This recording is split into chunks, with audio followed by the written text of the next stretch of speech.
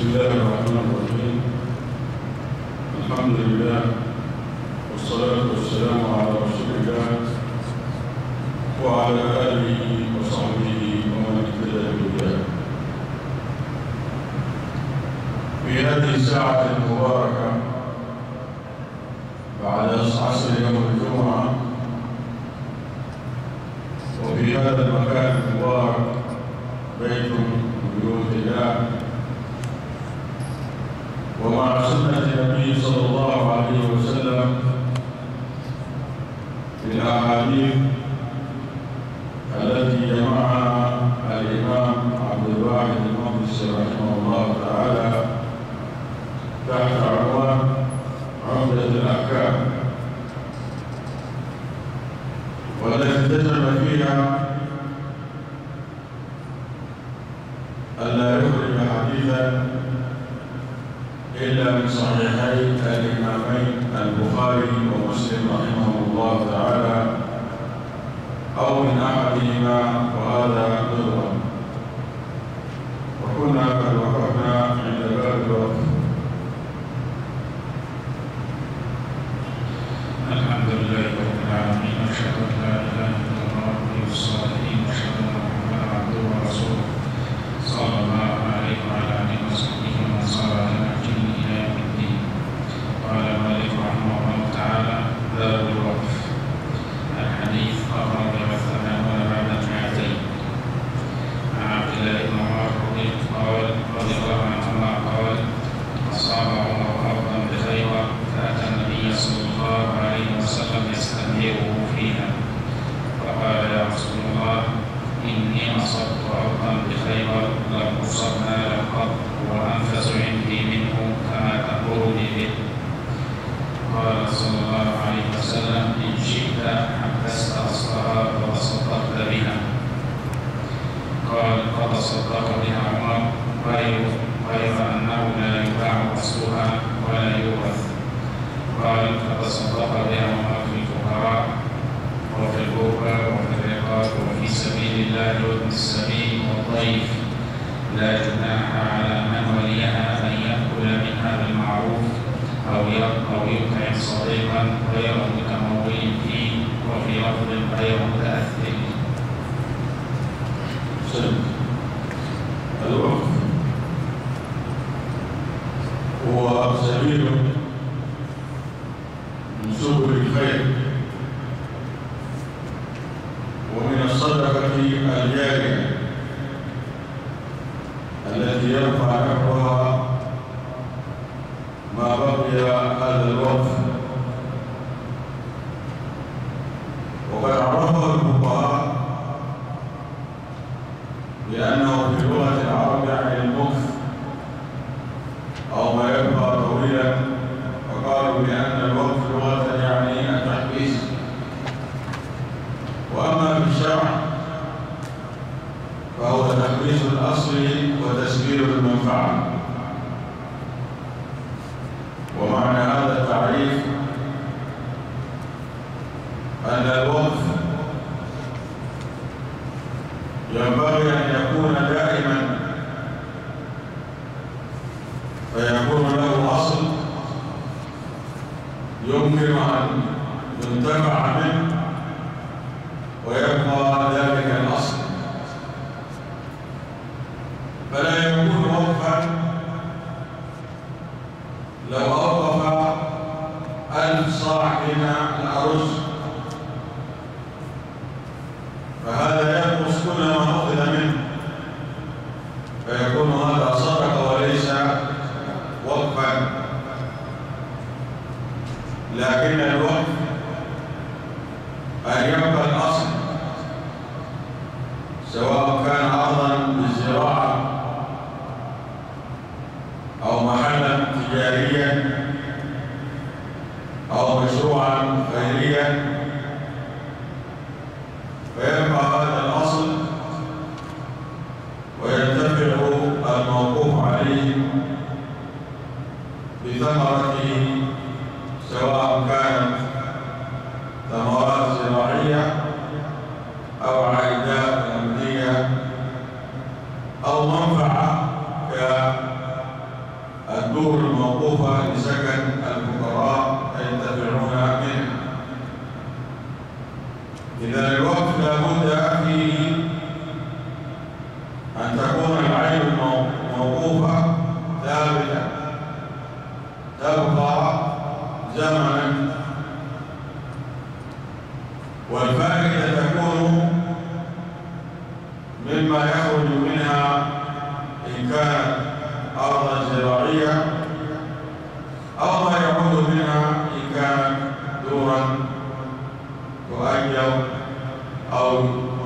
وأولاده من السكن فيها، وهو من محاسن دين الإسلام، ولهذا لم يؤثر أنه كانت في الجاهلية أوقاف، بل الأوقاف من سنن هذا الدين العظيم دين الإسلام، وهو من التعاون على البر والتقوى، وهو من الصدقة الجارية التي قال عنها رسول الله صلى الله عليه وسلم: إذا مات ابن آدم انقطع عمله إلا من ثلاث: صدقة جارية، أو علم ينتفع به، أو ولد صالح يدعو له. وقد فعلها أصحاب النبي صلى الله عليه وسلم، فأثر عنهم أنه لم يكن منهم أحد جيدا أي صاحب مال إلا كان له وقف.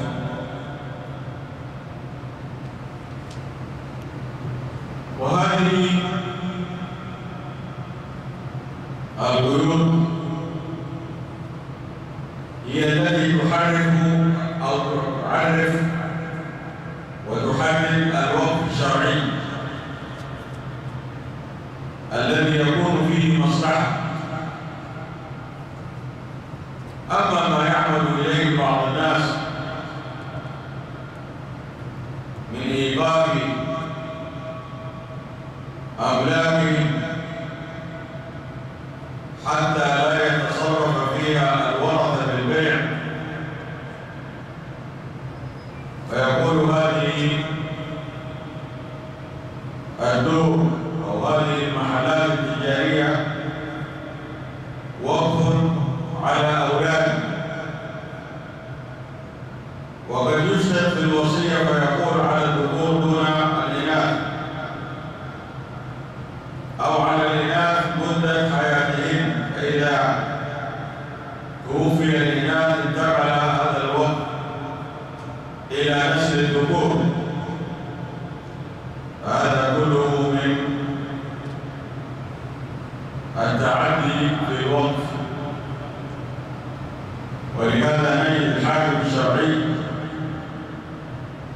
إذا وجد مثل هذه التصرفات بأن يكون أحد الأشخاص ملك عقارات كثيرة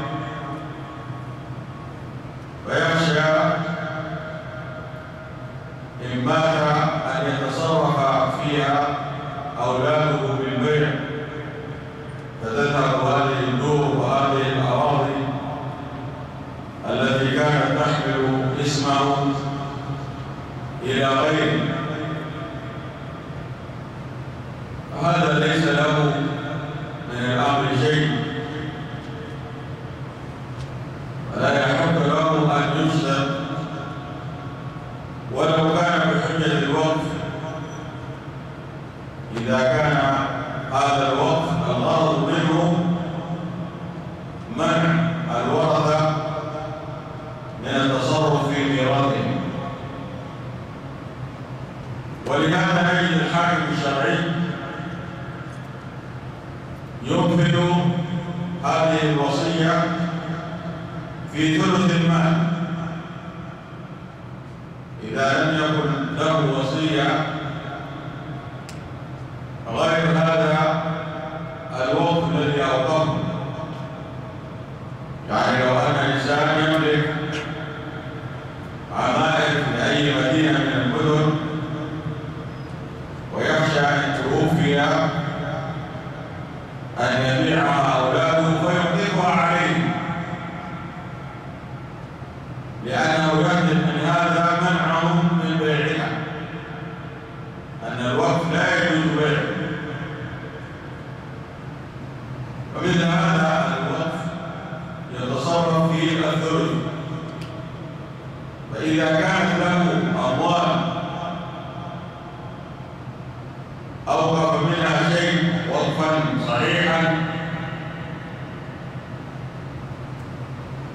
ويقسم من مجموع ماله. إذا كانت تساوي الوقف بطل وقفه كاملا.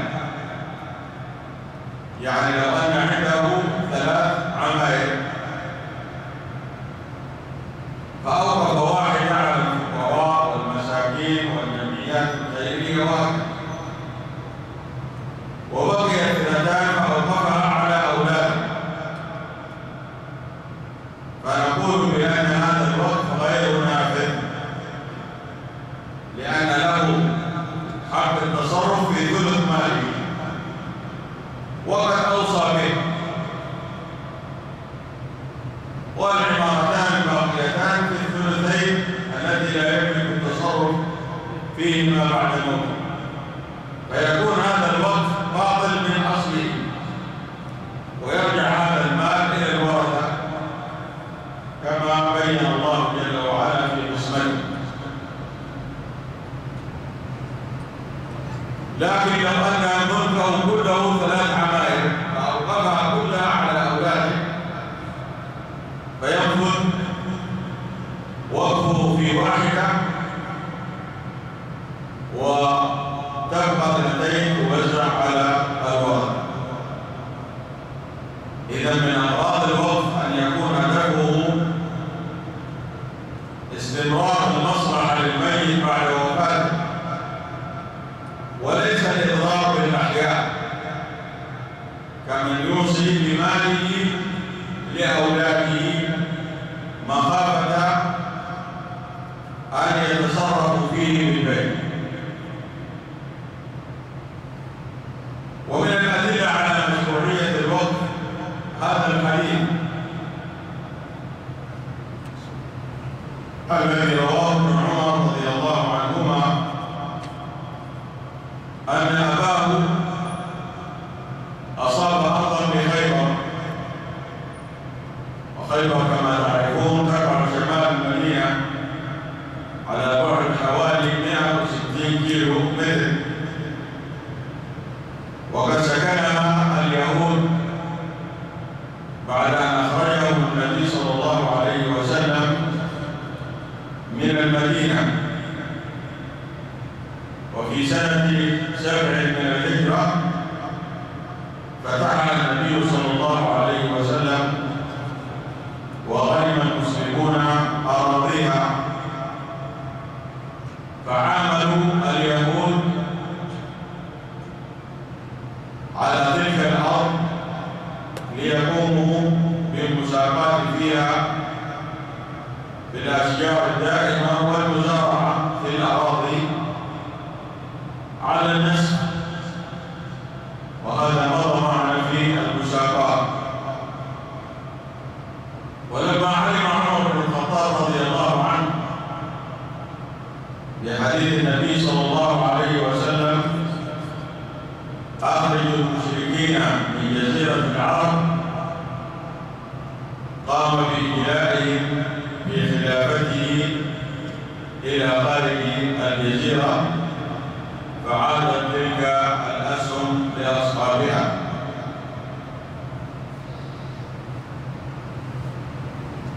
وهنا فأتى النبي صلى الله عليه وسلم يستأمره.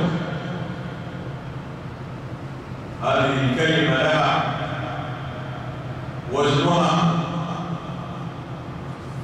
فلم يكن يستشيره، وإنما يبلغ منه الأمر أين يضع هذا المال الطيب الذي أصابه. فكان يطلب أن يوجهه النبي صلى الله عليه وسلم أو أن يأمره كيف يتصرف في هذه الأرض الطيبة التي أصابها في خيبر مقابل جهاده مع النبي صلى الله عليه وسلم وما اشتراه من أسهم غيره. وقد ورد أنها كانت 100 سهم،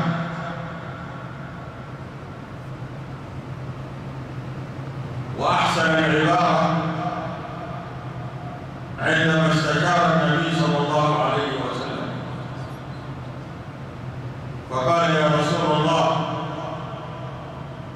أصبت أرضا بخيبر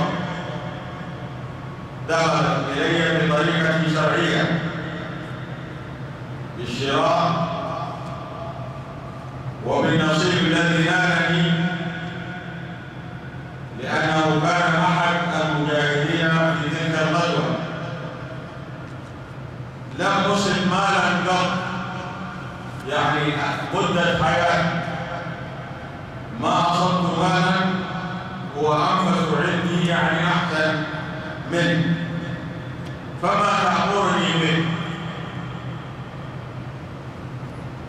يعني بماذا تأمرني؟ ولم يكن بماذا تشير علي. إشارة إلى أنه سينفذ الأمر الذي يوجهه له النبي صلى الله عليه وسلم. فكان التوجيه الشرعي من النبي صلى الله عليه وسلم أن يوقف هذه الأرض لتبقى صدقة جارية تعود عليه بالنفع بعد وفاته وفي حياته، لأن الوقف ينجز منه أن يوقفه صاحبه،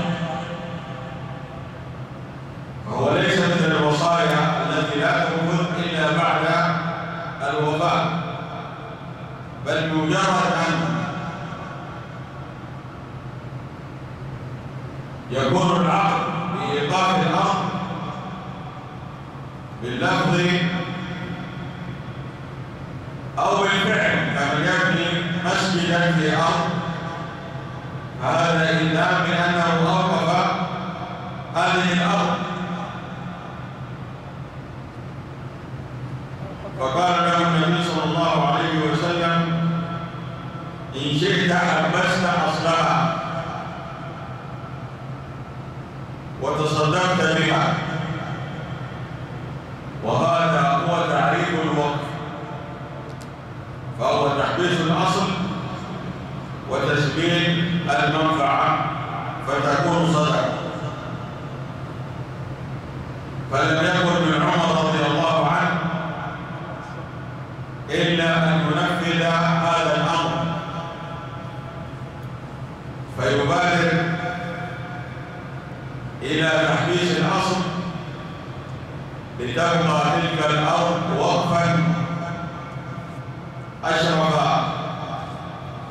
عليه رضي الله عنه مدة حياته، ثم أسند الإشراف إليه إلى أم المؤمنين حفصة بنت عمر رضي الله عنهما، ثم بعد ذلك تعاقب عليه الناس وفق وصية عمر رضي الله عنه. وكانت مصالح هذا الوقف أن الأصل يبقى لا يتصرف فيه ببيع أو غيره ولا يرثه أحد. وأما الصدقة فإنه يكون في مصارف الفقراء، وهذا عام في كل من لم يجد قوت السنة أو يجد أقل من النصف. وإذا أطلق الفقير شمل المسكين، فما يقال بأن عمر رضي الله عنه أوصى بأن يصرف هذا الوقف على الفقراء وترك المساكين، بل المسكين يدخل في الفقير إذا أطلق أحد اللفظين. فإذا قيل تصدق به على المساكين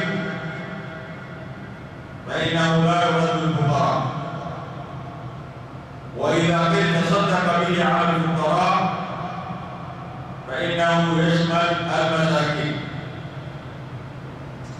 إذا لا يقول قائل بأن عمر رضي الله عنه كانت صدقته على الفقراء وأقبل المساكين،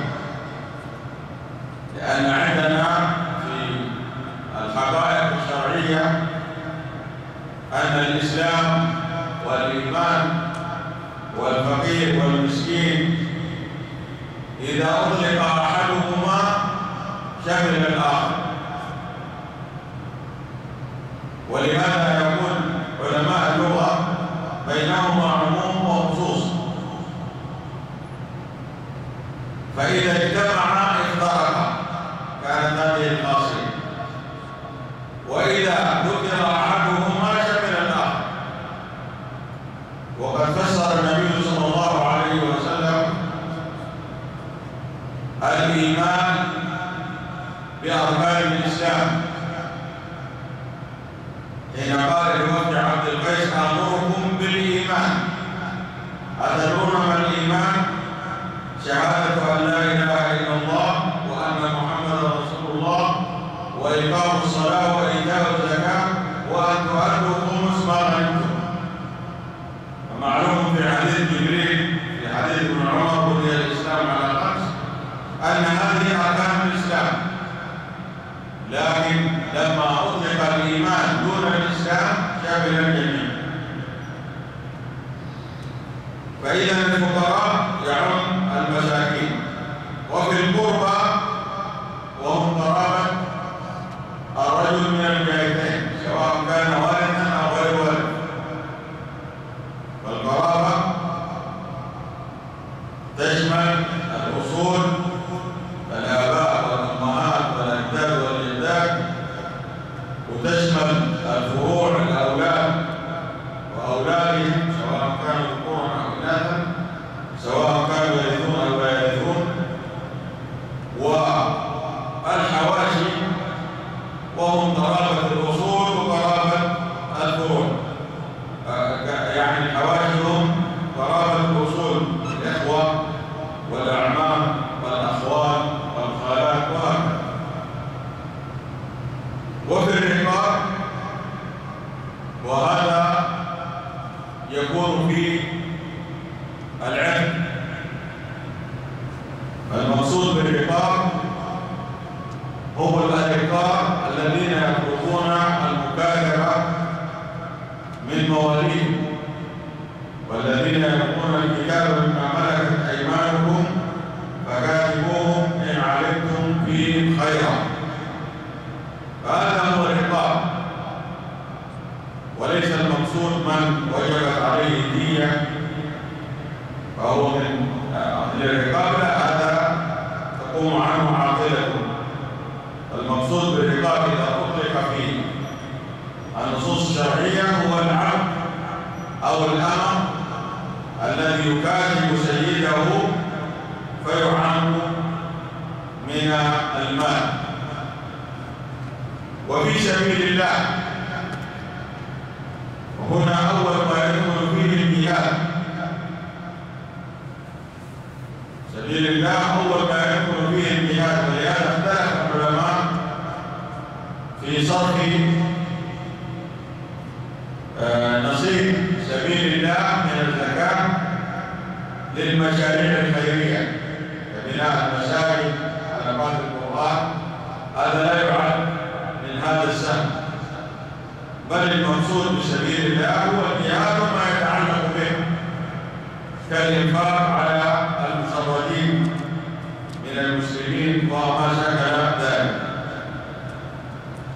وابن السبيل هو المسافر المنقطع في بلد، سواء كان غنيا في بلده أو ليس بغني.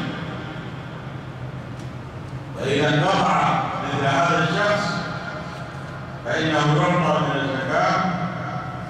وعمر رضي الله عنه أوصى بأن يكون له نصيب من وقفه الذي أوقفه. فإذا ابن السبيل المقصود به المسافر الذي ينقطع في أي بلد من البلاد أو يفقد نفقته، مثل هؤلاء فقراء وأغنياء، حتى وإن كان غنيا في بلده فإنه يعطى ما يوصله إلى بلده. والضيف وهو الذي يخدم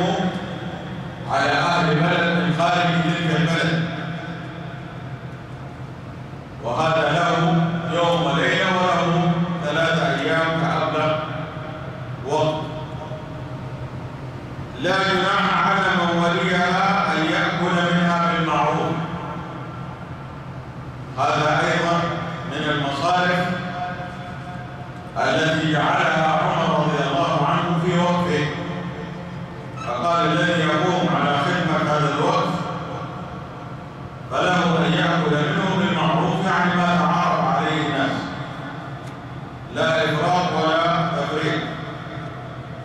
أو يطعم صديقا، يعني يهدي من هذا الوقف لغيره غير متمول فيه، لا يريد أن يثبت أن يكون هذا المال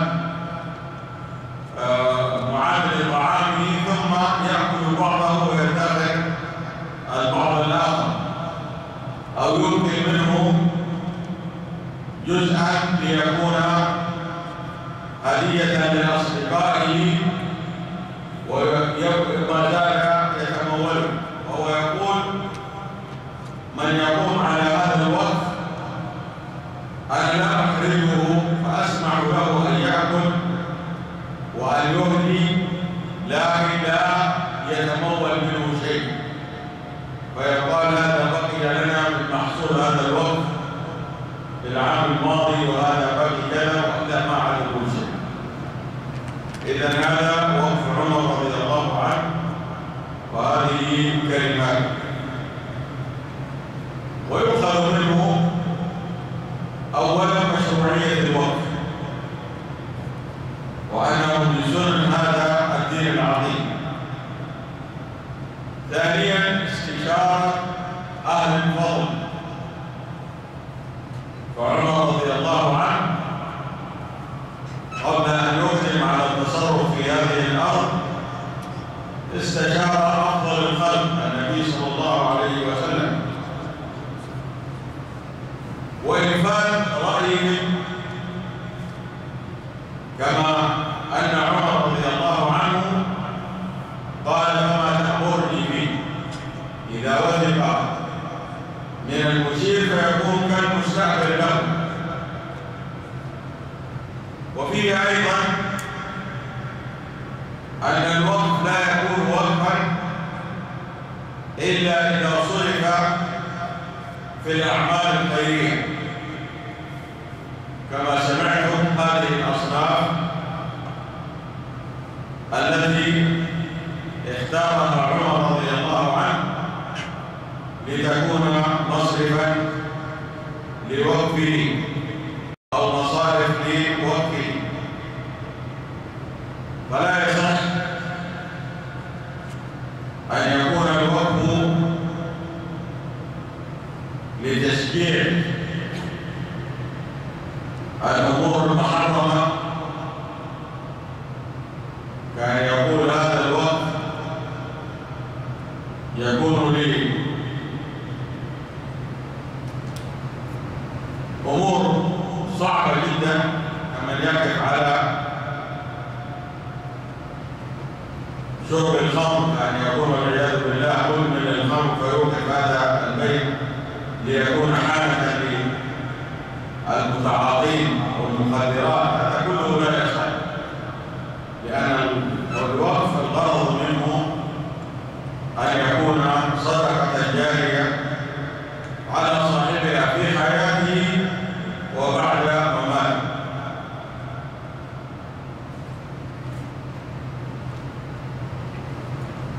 هذا الحديث يبين أن الوقف لا بد من تحديده، فما يقال أوقفت أرضا لي، لا، أوقفت الأرض الفلانية. هنا عمر حدد رضي الله عنه الأرض التي يريد إيقافها لأنها أرضا بخيبر لم يصب أحسن منها. أيضا من آداب الوقف أن يكون له ناظر،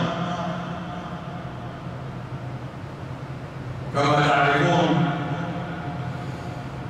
الآن في المملكة العربية السعودية عندنا إدارة الأوقاف، وزارة مستقلة من فروعها العناية بالأوقاف، وزارة الشؤون الإسلامية والأوقاف والدعوة والإرشاد. فالأوقاف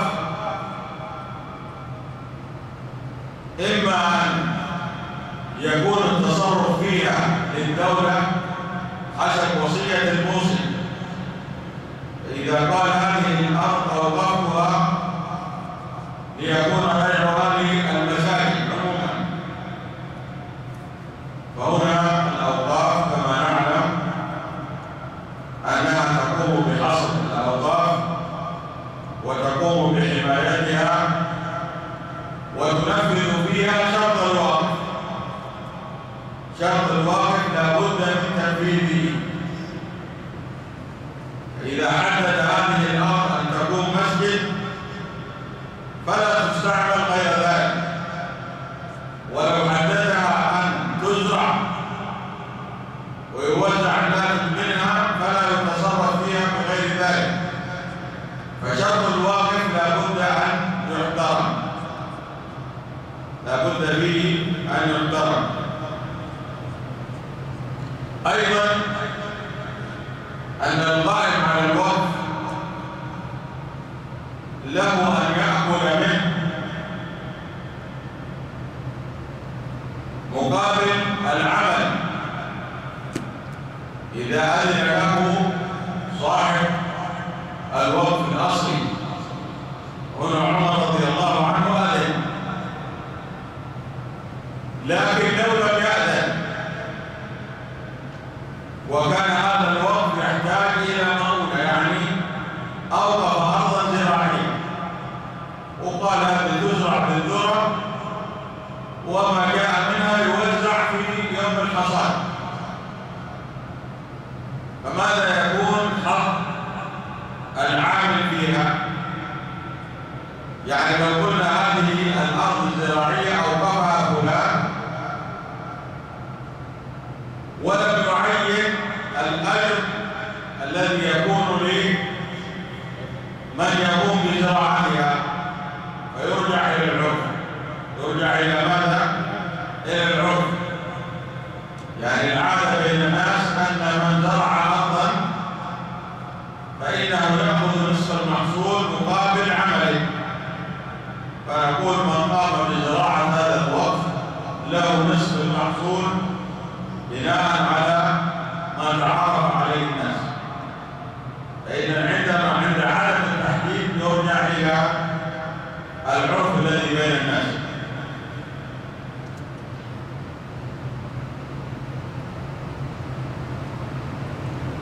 أيضا الشروط التي يشترطها الواقف لا بد أن تكون صحيحة. هنا عمر رضي الله عنه اشترط أن يكون هذا الوقف في الفقراء، في ذوي القربى، في إقراء الضيف، سبيل الله، في ابن السبيل، أن يسمع للعام. كل هذه شروط صحيحة، لكن لو اشترط شروطا باطلة بأن قال هذا الوقف على ذوي قرابتي إلا أولاد أخي فلان لأنه كان يعاديه، فنقول له هذا الشرط منع. هذا قالوا أنت قلت ذوي القربى، خلاص عندنا القربى كل من يشمله هذا الشرط.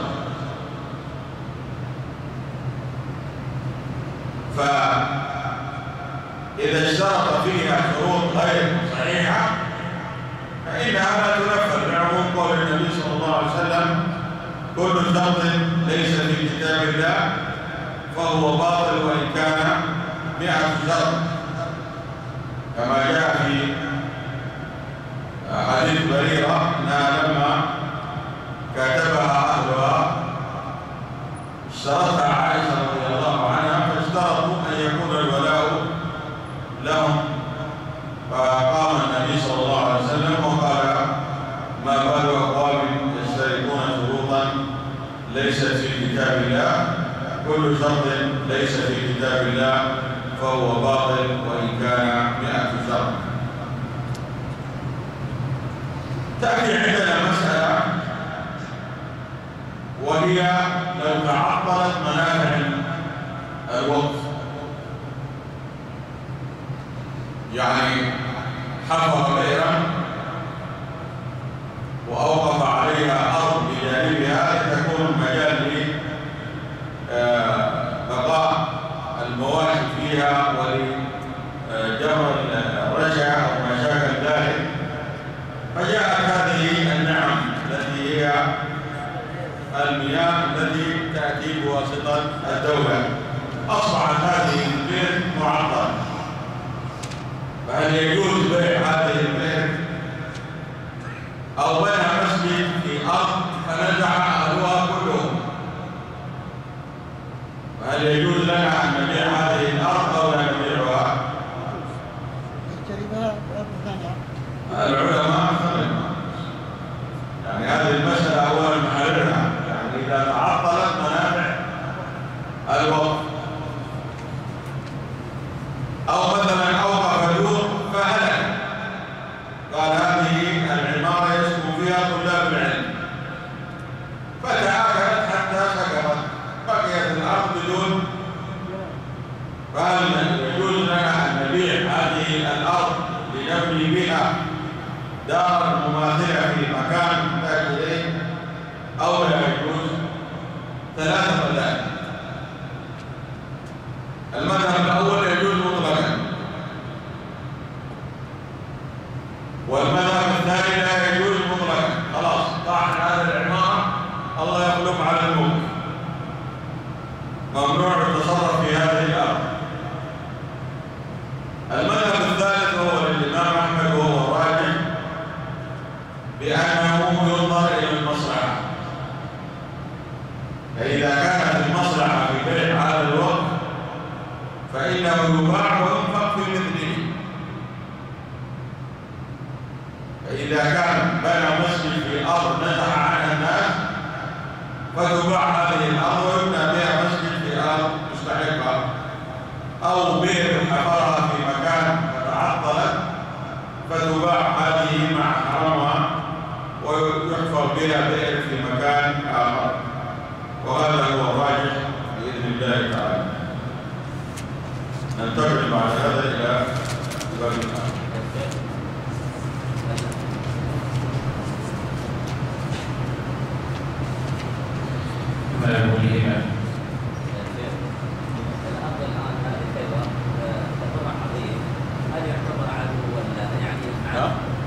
خيبر الآن هذه اللي أوقاتها عمر، هل عادها ما زالت ولا؟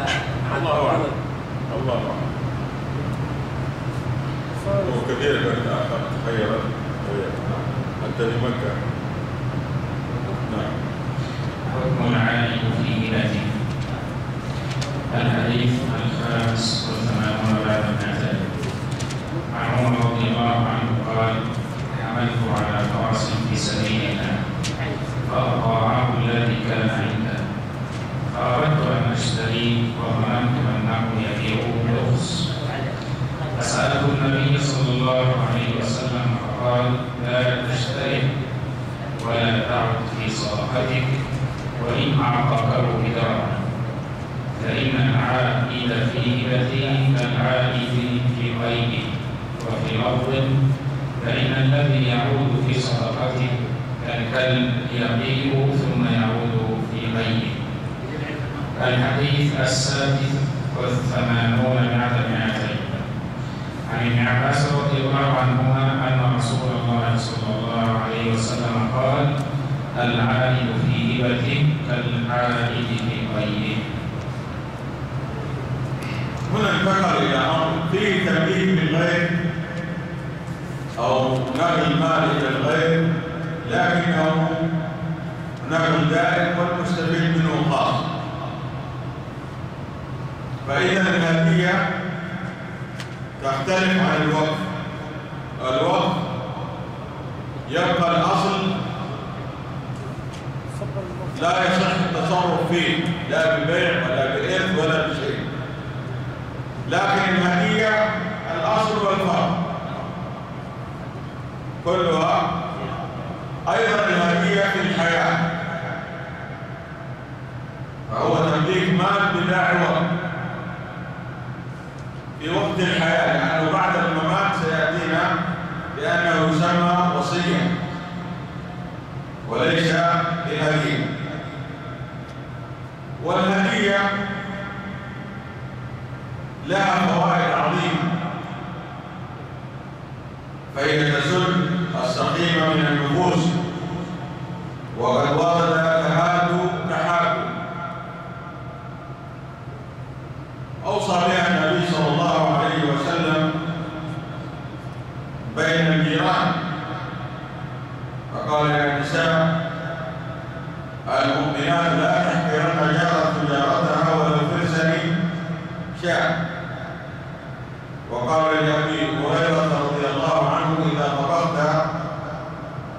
مرقة فأكثر معها وتعاهد جيران. فإذا هذه الهدية لها ثمرتها في التواصل بين المسلمين، وحتى بين المسلمين وغير المسلمين. فإذا أهديت إلى الكافر المستأمن عرف قدر هذا الدين العظيم وما فيه من التراحم ومن التعاطف. وهذه الهدية لها أحكام، فأول أحكامها أن الشخص إذا ملك هذا المال لغيره لا يجوز له أن يتملكه مرة ثانية، وسنرى أنه لا يستثنى من ذلك إلا ما أهداه الوالد بولده. هذا الحديث عمر بن الخطاب رضي الله عنه حمل على فرس في سبيل الله، يعني ما جعل هذا الفرس وقف، سلمه لولي الأمر وقال له كلما جاءت عندكم غزوة أو سرية فهذا الفرس يكون وقفا حتى يهلك. لا، حمل عليه، يعني واحد وجد أحد المسلمين قال له تفضل هذا الفرس لك من عندنا، فأصبح ملك له، فأضاعه الذي أعطاه، يعني لم يتعاهده بالأكل والشرب وكذا والعناية. فظن عمر رضي الله عنه أنه لو اشتراه منه لباعه إليه بثمن البخس، لكنه قبل أن يقدم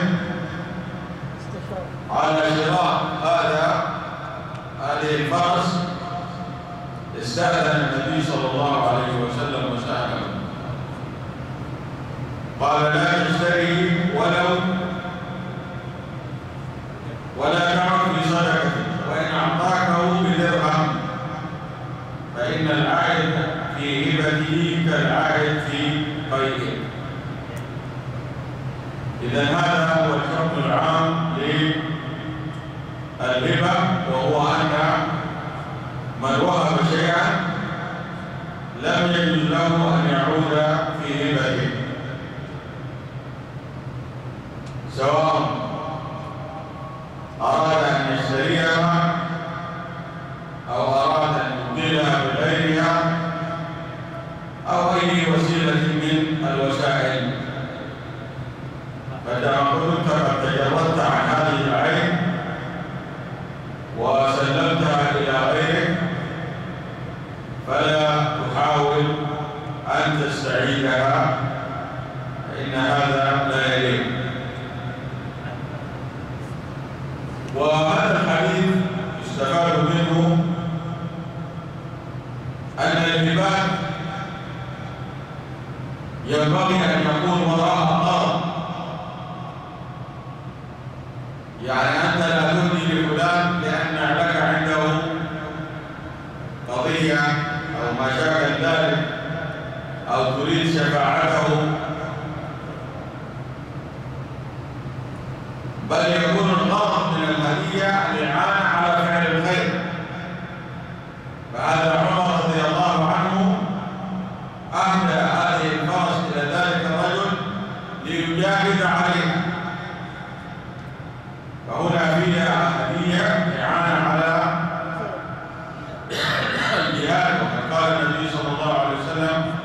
من جهز غازيا فقد غزا، ومن خلف غازيا في اهله فقد غزا.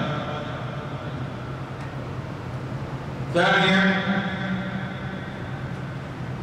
أن عمر رضي الله عنه ملك ذلك المجاهد هذه الفرس ولم تكن وقفا، دل هذا على أن ما أهداه الإنسان للشخص وبين أنه هدية يملك فلا يعد له حكم الوقف. ثم من هذا الحديث يحرم العرض في الهدية، لأن النبي صلى الله عليه وسلم نهى عن ذلك لفظا ونفر منه بالمثال، قال له لا تعد في هبتك، هذا نهي، والنهي يقتضي التحريم.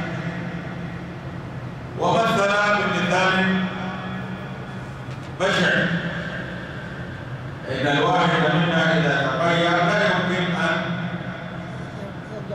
يعود لقيئه إلا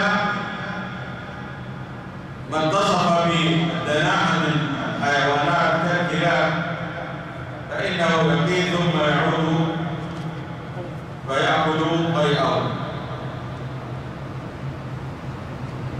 فهذه الهدية استثنى منها العلماء أن للأب أن يرجع فيما أهدى لولده، يعني أعطيت ولدي سيارة فرأيت أنه ضيعها أخذ منه المفتاح وما أكون عائد به هبتي، لكن غير الأب ليس له أن يعود فيه. صلى الله على نبينا محمد وعلى آله.